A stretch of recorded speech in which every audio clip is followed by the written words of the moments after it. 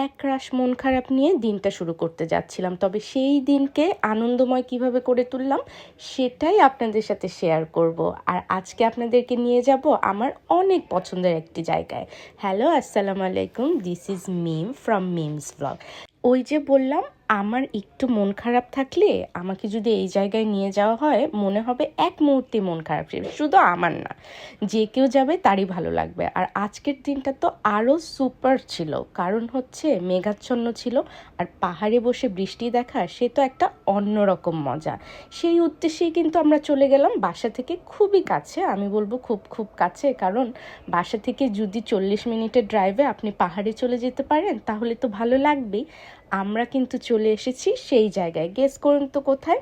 কমেন্টে জানিয়েন, যদিও আমি ভিডিওর মাঝখানে অবশ্যই আপনাদেরকে জানিয়ে দিব।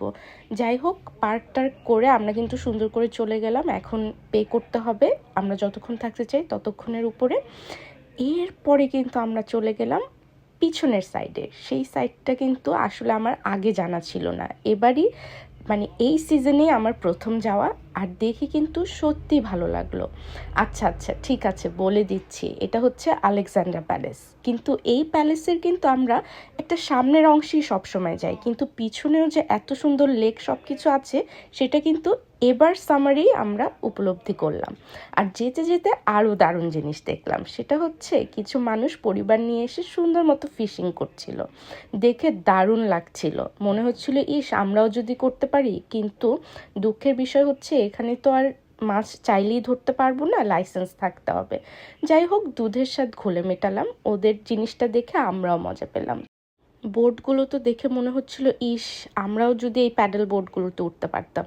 যদিও আমাদের ছানাকে নিয়ে এটা ইম্পসিবল, ওদের রুলসের ভিতরেও নেই এত ছোট বাচ্চা নিয়ে ওঠা যাবে না, তাই এটা বাকেট লিস্টেই রেখে দিলাম, অন্য কোনো দিন ওঠা যাবে। যাই হোক, ওয়েদারটা ওই যে বললাম খুব সুন্দর ছিল, ঠান্ডাও না গরমও না, খুব ভালো লাগছিল। হাঁটছিলাম, কিছু মানুষ তো কি সুন্দর খাবার নিয়ে এসেছিল, হাঁসদেরকে পাখিদেরকে খাওয়াচ্ছিল।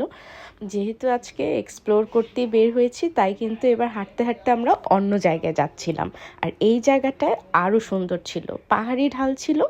তবে সব থেকে ভালো লাগলো কিছু মানুষ না রক ক্লাইম্বিংয়ের মতো করছিল, দেখতে বেশ লাগছিল। তবে এত মজার ভিতরে হঠাৎ করে কিন্তু ঝুম বৃষ্টি শুরু হয়ে গেল।